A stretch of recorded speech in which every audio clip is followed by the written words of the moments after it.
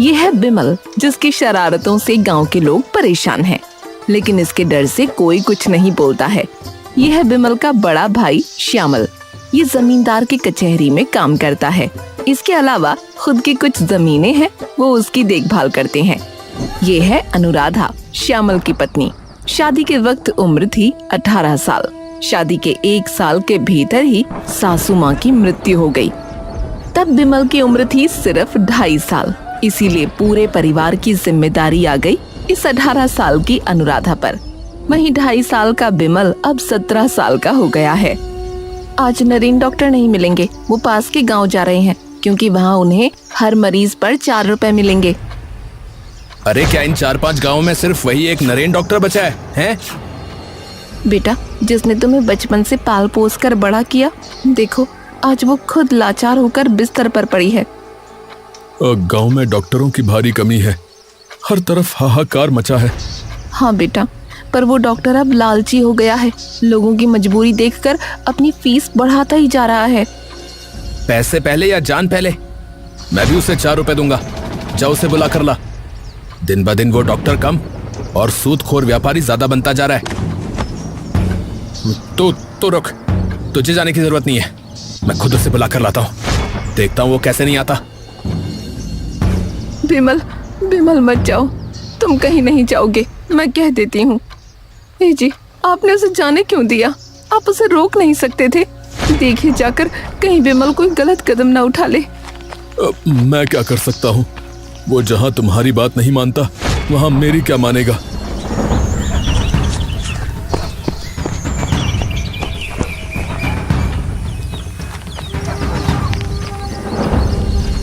भाभी का बुखार इतने दिनों से ठीक क्यों नहीं हो रहा? वो मैं कैसे कह सकता हूँ? दवाई तो दे रहा हूँ, अगर ठीक नहीं हो रहा तो मैं क्या करूँ? है अरे ये दवाई है या राख है? ऐसी सड़ी गली मैदे की गोली देने से कोई बीमारी कैसे ठीक होगी? ओहो, अरे ऐसा क्या हो गया भाई? है? सारी दवाइयाँ सड़ी हुई मैदे की गोलियां हैं? तो फिर बार बार बुलाते क्यों हो? हाँ बताओ, और तुम लोग मेरे पास आते ही क्यों हो फिर? सुनो, जितनी जल्दी हो सके अच्छी दवा लेकर अभी हमारे घर चलो। और याद रखना, अगर तुम्हारी लापरवाही की वजह से मेरी भाभी की तबीयत फिर से बिगड़ी तो तुम्हारे उन बगीचों के पेड़ों का और तुम्हारी इन दवाइयों की बोतलों का क्या हाल होगा तुम सोच भी नहीं सकते। मेरी बात याद रखना और चुपचाप मेरे पीछे आओ। अरे जाओ भैया डॉक्टर साहब जाओ। अरे जितनी भी अच्छी दवाएं हैं आपके पास सब लेकर अभी के अभी बिमल के घर जाओ। हाँ, वरना तुमने सुना नहीं कैसे बिमल धमकी देकर गया है? अरे वो लड़का जो कहता है वही करता है। वो सचमुच सब कुछ तोड़ फोड़ कर रख देने की ताकत रखता है। अरे तो मैं क्या डरता हूँ उससे? है? मैं थाने के बड़े दरोगा के पास जाऊंगा। हाँ, उसके खिलाफ शिकायत करूंगा और तुम सब मिलकर गवाही दोगे। गवाही? अरे नहीं साहब, अरे कौन गवाही देगा? बताओ कौन देगा? ये मैं नहीं कर सकता। दुनिया का अंत भी हो जाए तब भी मैं गवाही नहीं दूंगा। मेरे कान में अभी झंझनाहट शुरू हो गई है। मैं तो कुछ ठीक से सुन ही नहीं पाया। और जब अब सुना ही नहीं डॉक्टर साहब तो गवाही कैसे दूंगा भला? अरे उस छोटे से लड़के से मैं नहीं डरने वाला बता रहा हूँ। अरे डॉक्टर साहब, वो देखने में भले ही छोटा है परंतु उसका गिरोह छोटा नहीं है। अगर घर में आग लगाकर जला दिया आपको तो दरोगा देखने आएगा क्या? बोलो। पर हाँ, एक बात पक्की है, उस वक्त आपको बचाने कोई नहीं आएगा। इसलिए उसके खिलाफ गवाही देने का सवाल ही नहीं उठता। उससे अच्छा वही करो जो वो कह के गया है डॉक्टर साहब। हाँ, मैं नेक सलाह दे रहा हूँ। हाँ सही कहा। हाँ, आप बिल्कुल सही कह रहे हैं। उस बिमल को कम समझना बिल्कुल अच्छी बात नहीं होगी। आप जाइए डॉक्टर साहब।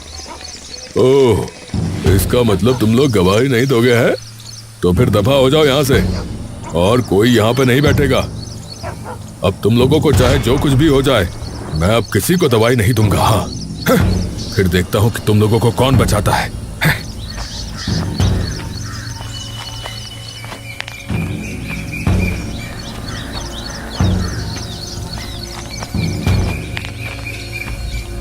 माँ जी, अब आपकी तबीयत कैसी है? बुखार उतर ही नहीं रहा डॉक्टर साहब। अब देखता हूँ आपकी नाड़ी। 1 मिनट, हाथ दिखाइए। देखिए माँ जी, बुखार उतरना क्या डॉक्टर के हाथ में है? बताइए। आपके देवर ने मुझे धमका के रखा है। अगर 2 दिन के अंदर आपका बुखार नहीं उतरा तो वो मेरे घर में जो है कह रहा था कि आग लगा देगा है। आप इसकी बात का बुरा मत मानिएगा डॉक्टर साहब, ये बस इसी तरह की बातें करता है। देखिए, लोगों का कहना है कि उसका एक गिरोह भी है। सुना है ऐसा कोई काम नहीं जो उसके गिरोह के लड़के नहीं कर सकते, फिर चाहे वो इंसान की जान ही क्यों ना लेना हो। इसलिए डर लगता है माँ जी। देखा बिमल की करतूत को। ये लड़का एक दिन खुद जेल जाएगा, इसके बारे में तो निश्चित हूं मैं, पर डर ये है कि कहीं मुझे भी साथ में घसीट कर न ले जाए। लीजिए डॉक्टर साहब, आपकी फीस 4 रुपए। आने के लिए बहुत बहुत धन्यवाद। अरे ये क्या कर रहे हैं आप? अरे नहीं, छी। मेरी फीस तो मात्र 1 रुपए है। 4 रुपए क्यों दे रहे हैं? मेरा काम ही मेरे लिए पूजा है और मेरा धर्म भी, और मैं अपने धर्म के साथ कभी बेईमानी नहीं कर सकता। और ये 1 रुपया मैं रखता हूँ। अच्छा जी, अब मैं चलता हूँ माँ जी, आप ठीक हो जाएंगी। ठीक है, नमस्कार।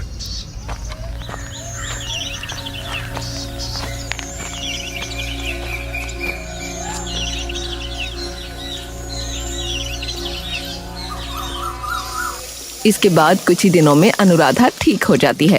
घर परिवार फिर से अपनी पुरानी रौनक में लौट आता है। लेकिन बिमल की दरिया दिली। बिमल रास्ते से जा रहा है।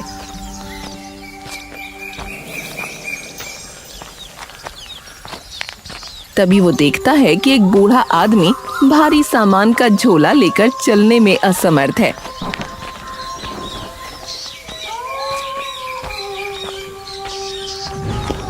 बिमल दौड़कर उनके पास जाता है। अरे काका, आप इतना भारी बोझ लेकर क्यों चल रहे हैं? लाइए, ये मुझे दीजिए। बेटा बिमल, तू रहने दे बेटा, रहने दे। तू क्यों तकलीफ करेगा? लोग तो तुझे न जाने क्या क्या कहते रहते हैं।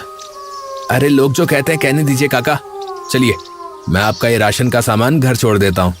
और सुनिए, कल से आपको बाजार जाने की जरूरत नहीं है, मुझे बता दीजिएगा, मैं ना सब लाकर दे दूंगा आपको।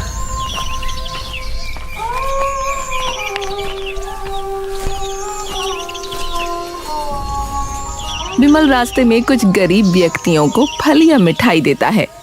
अरे सुनो, ये लो, तुम सब मिलकर ना इसे बांट लेना, ठीक है?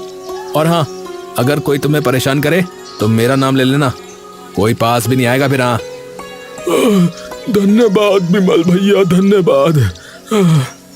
बिमल जाने के बाद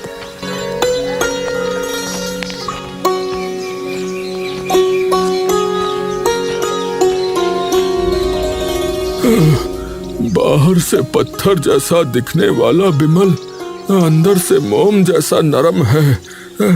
इसकी शरारतें सिर्फ उनके लिए ही हैं जो गलत होते हैं, लेकिन गरीबों के लिए तो इसका दिल हमेशा खुला रहता है। भगवान इसे बहुत तरक्की दे।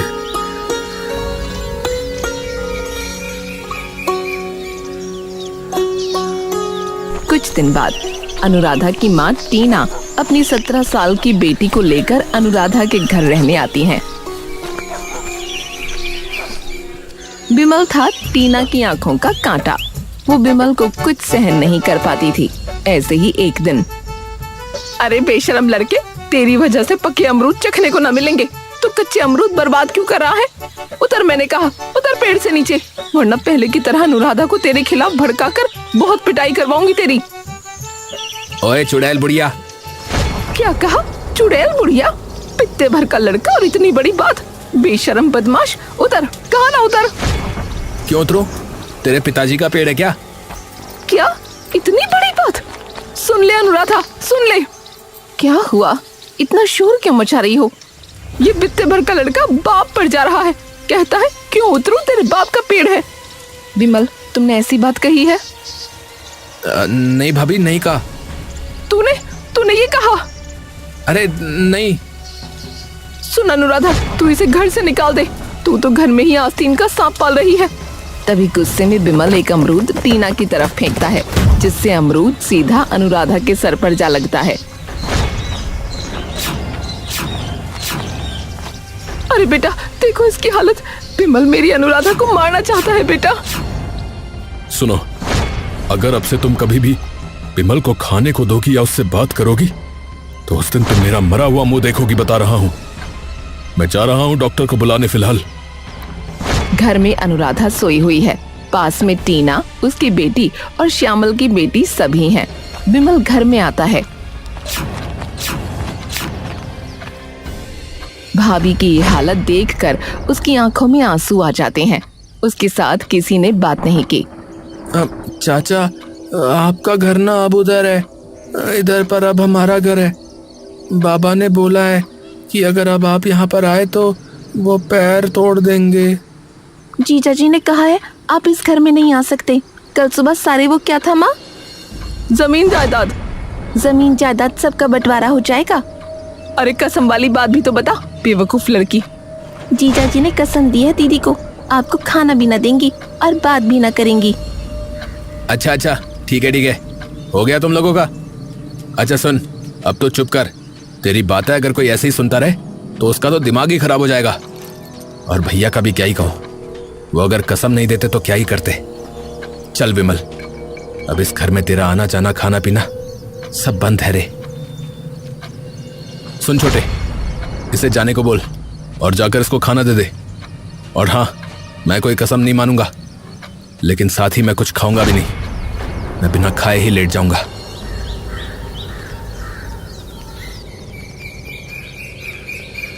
अगले दिन सुबह श्यामल काम पर निकल गया। विमल अपने हिस्से के आंगन में चक्कर काटते काटते और जोर से गरजने लगा। अरे मैं कोई कसम वसम नहीं मानता। हाँ, बड़ा आया कसम देने वाला। वो कौन जो कसम देगी? क्या वो आपका भाई है? वो कोई नहीं। क्या मैंने भाभी को मारा? उस बुढ़िया को मारा? वो तो गलती से भाभी को लग गया। ठीक है, मत करो बात। मैं मजे से पकाऊंगा, चावल दाल सब्जी और रोटी, और मजे से खाऊंगा। नेत्र अगर इधर एक कदम भी बढ़ाएगी तो मैं तेरा पैर तोड़ दूंगा।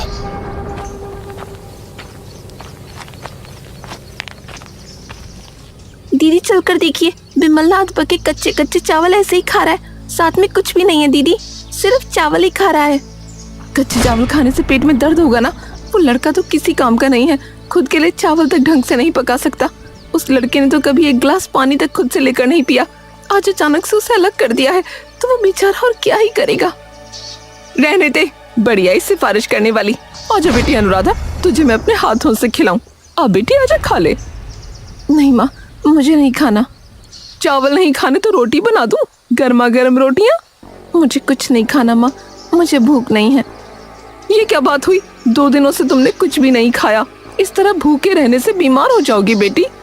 कहा ना मुझे भूख नहीं है, मुझे परेशान मत करो माँ। भला हो इसका, हमें तो जैसे कोई तकलीफ ही ना हुई कभी। बढ़िया ही। बाहर बिमल चिल्ला रहा है।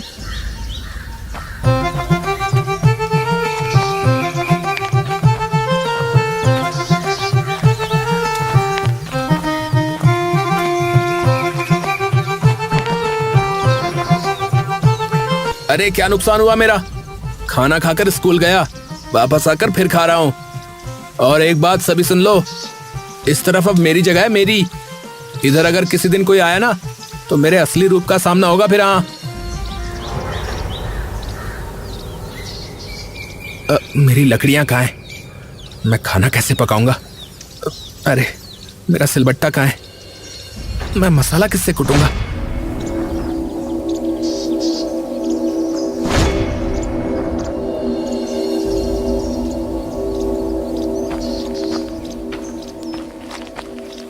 माँ ने कहा है कल सिलबट्टा खरीद देंगी। नहीं, मुझे नहीं चाहिए नया सिलबट्टा। अगले दिन सुबह होते ही बिमल की बातचीत बिल्कुल बदल जाती है। पूरे 2 दिन बीत गए। भाभी ने उसे बुलाया नहीं, डांटा नहीं, खाने को भी नहीं दिया। ऐसी घटना उसके जीवन में पहले कभी नहीं हुई थी। जिस बिमल से पूरा गांव डरता है, वही बिमल आज वास्तविक में बहुत डर जाता है। भाभी के घर के दरवाजे के सामने खड़े होकर सारा संकोच, सारी शर्म छोड़कर वो कहता है, भाभी, अब मैं ऐसा कभी नहीं करूंगा। इस बार के लिए मुझे माफ कर दो भाभी। पर कमरे के अंदर से उसकी प्रिय आवाज सुनाई नहीं देने से वो दुखी होकर वहां से रोते रोते चला जाता है।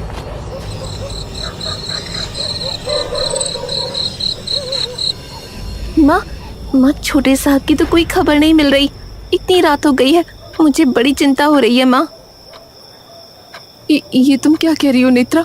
नेत्रा, एक बार तू जाकर उसे देखना, वो घर पर है या नहीं। मेरी जाने की हिम्मत नहीं हो रही माँ, वो बड़े गुस्से वाला है। अरे ओ गोविंद, एक बार जाकर देखा ना दो, तेरे चाचा घर पर हैं या नहीं।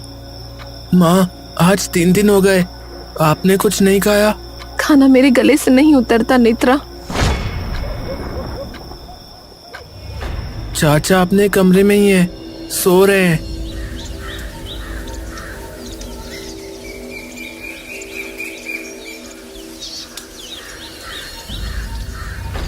तुम्हारी तो तबीयत खराब थी, तुमने 3 दिन से कुछ भी नहीं खाया है, तो फिर सुबह सुबह नहा धोकर ये सब क्या हो रहा है भला?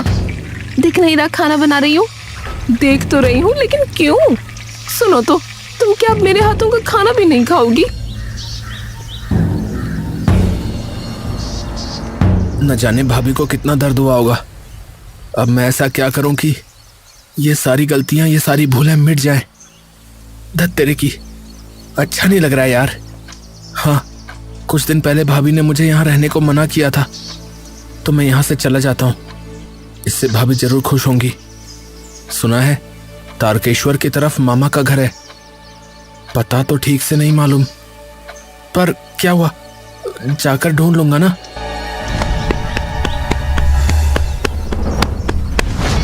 माँ, सत्यानाश हो गया, हमारे छोटे साहब घर छोड़कर जा रहे हैं। ये सब क्या कह रही है नेत्रा? तूने उसे कहाँ देखा? वहाँ आगे एक मोड़ पर बड़े पेड़ के नीचे खड़े हैं। तारकेश्वर कैसे जाते हैं, लोगों से पता पूछ रहे हैं। कह रहे थे मामा के घर जाएंगे, हाथ में एक पोटली भी ले रखी है माँ। नेत्रा, तू यहाँ एक पल भी बर्बाद ना कर, अभी जाओ सब बुला कर ला। कहना मैं बुला रही हूँ, विमल जरूर आ जाएगा।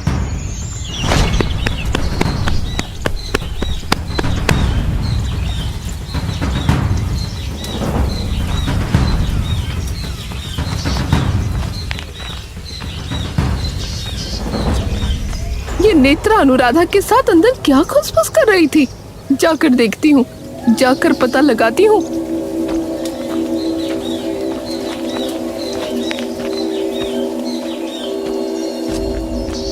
ओह, इसीलिए ये तामझाम है। इन्हें खाना खिलाओगी है ना? मेरे दामाद ने इतनी बड़ी कसम दी, वो बेकार हो गई। बेकार क्यों जाएगी माँ? मैंने तो उनकी अवहेलना नहीं की, खुद 3 दिन से भूखी हूँ, विमल को भी खाने को नहीं दिया। अगर अवहेलना नहीं की तो ये सब आखिर हो क्या रहा है? हाँ, जिसने कसम दी है उसकी अनुमति भी तो चाहिए ना। अनुमति मैंने ले ली है माँ, मैं इस घर में नहीं रहती हूँ क्या? तुमने अनुमति ली, मुझे पता भी नहीं चला। रात का समय, श्यामल काम से लौटा है और थका हुआ बैठा है। अनुराधा धीरे से उसके पास आती है। ए जी, क्या वाकई आप विमल को भूखा मरते देखना चाहते हैं? 3 दिन बीत गए हैं, उसने अन्न का एक दाना तक नहीं चखा। अरे मैंने कसम दी है तुम्हें, उसकी बदतमीजियों की सजा उसे मिलनी चाहिए। वो सजा के लायक काम करता है। सजा देना आपका हक है, लेकिन क्या आप अपनी कसम के कारण मुझे भी अपराधी बनाना चाहते हैं? अगर उसे कुछ हो गया तो क्या आप खुद को माफ कर पाएंगे? वो आखिर आपका छोटा भाई ही तो है। तो फिर मुझे उसे खाना खिलाने की अनुमति दीजिए। अरे मैं बस उसे बिगड़ते हुए नहीं देख सकता, और क्या। मैं वादा करती हूँ, मैं उसकी शरारतें बंद कर दूंगी, बस उसे खिला दूंगी ताकि वो घर छोड़कर ना जाए। क्या आप अपनी पत्नी को ममता के स्पर्श से रोकना चाहेंगे? ठीक है अनुराधा, तुम्हारी ममता के आगे मेरी कसम हार गई। तुम उसे खिला सकती हो, लेकिन याद रहे उसकी शरारतें बंद होनी चाहिए। धन्यवाद, अब मेरा मन हल्का है।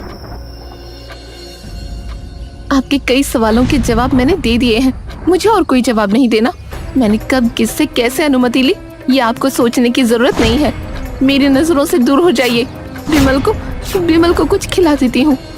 अनुराधा द्वारा बिमल लाल का पक्ष लेने से टीना बहुत क्रोधित होती है। वो अपना सामान समेटने लगती है।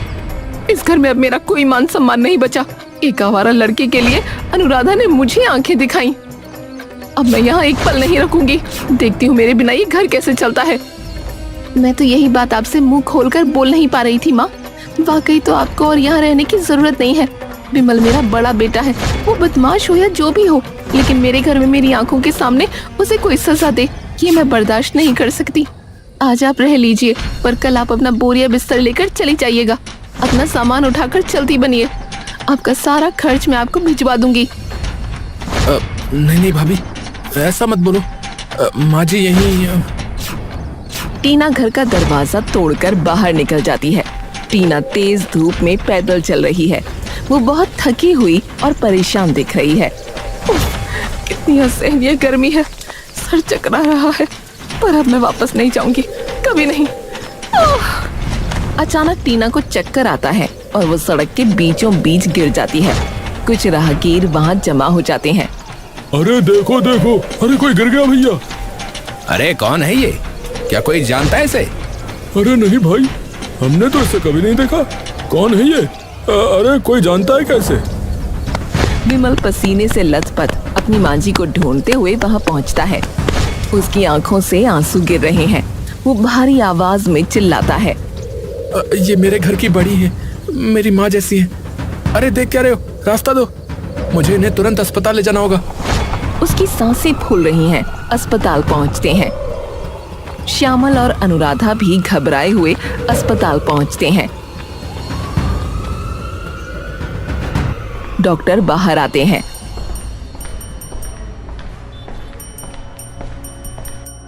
देखिए, घबराने की बात नहीं है, अभी ये खतरे से बाहर हैं। पर याद रखिए, अगर इन्हें यहां लाने में थोड़ी भी देर और हो जाती तो इन्हें बचाना मुश्किल था। सही समय पर अस्पताल लाने की वजह से ये बच गई। बिमल मुझे माफ कर दे भाई, मैंने हमेशा तुझे गलत समझा। मुझे तुझे ऐसी कड़वी बातें नहीं कहनी चाहिए थी। नहीं भैया, आप ऐसे मत बोलिए, मुझे बस भाभी का भरोसा चाहिए। बिमल बेटा, मुझे माफ कर दे। मैंने तेरे खाने पीने पर पहरा लगाया, तुझे अपमानित किया, पर तूने मुझे मौत के मुंह से खींच लिया। आज मुझे समझ आया कि मैंने तेरे प्रति कितना बड़ा अन्याय किया है। माँ जी अब बस कीजिए, आप घर चलिए। अब मैं आपको कहीं नहीं जाने दूंगा। और हाँ, मैं सुधर जाऊंगा, बस आप हमें छोड़कर मत जाइए। मुझे माफ कर दे अनुराधा, मैं अपनी ईर्ष्या में इतनी अंधी हो गई थी कि इस बच्चे के निस्वार्थ प्रेम को देख ही नहीं पाई। आज मुझे समझ आया कि परिवार कसमों से नहीं, एक दूसरे की फिक्र से चलता है। माँ, एक माँ का दिल तो समुद्र जैसा बड़ा होना चाहिए। जैसे आपने मुझे पालकर बड़ा किया, वैसे ही विमल के लिए मैं उसकी माँ हूँ। परिवार में कड़वाहट घोलने से सिर्फ दीवारें खड़ी होती हैं, लेकिन प्यार और समझदारी से ही घर स्वर्ग बनता है। आप कहीं नहीं जाएंगी, हम सब साथ में रहेंगे। मैं भी तेरे साथ हूँ बेटी। रिश्ते खून से नहीं, निस्वार्थ सेवा और त्याग से सींचे जाते हैं। जहाँ बड़ों का आशीर्वाद और छोटों का समर्पण हो, वही सच्चा परिवार है।